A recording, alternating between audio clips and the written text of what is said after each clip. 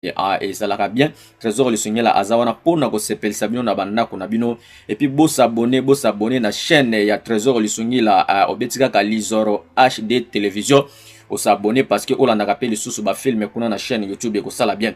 trésor lisungila ye azawana pona ko sepelisa bino na lobi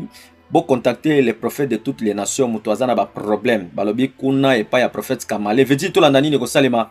awa tomonaki bango bazosambela likolo ezobeba kanini elingi salema na kati ya filme na biso kuna prière likolo ezobeba awa pe mosali ya nzambe ye atikaki te maboko koto bazoyemba koto oyo bazosambela ye moko pe akoti na loyembo tolanda filme na biso avec beaucoup d'attention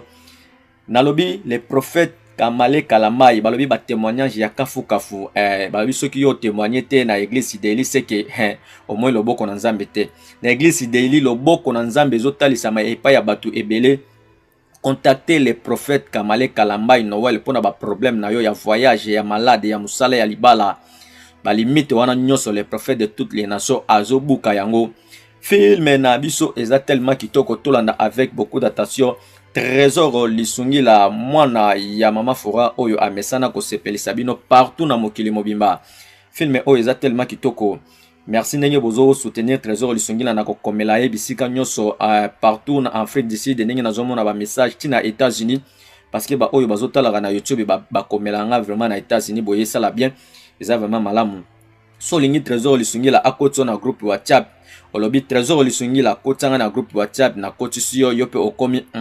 fan numéro 1 ya trésor lisungila parce que na groupe WhatsApp wana bino bozwaka mabanga na bino parce que ba fan nga ya groupe WhatsApp bango bazwaka mabanga na bango ya ofele kaka ndenge ezalaka awa pasteur ye azosambelaka na ye kaka contactez l'homme sans limite pour ba problème na yo yo pe mutoza na besoin publicité na yo trésor lisungila asalelo na kati ya film lokwa baninga msusu basalaka biloko na yo pe eyeba na ba produit na yo eyeba na komela trésor lisungila okozala desite makame kozala malamu balobi les prophètes Kamale Kalamai azoyamba chaque mardi, jeudi na dimanche à partir ya 5h ti 8h mosala ya nzambe ayambi yo vedi a diagnostiquer pona yo omoni pe loboko ya nzambe na nzela ya mosali ya nzambe vedi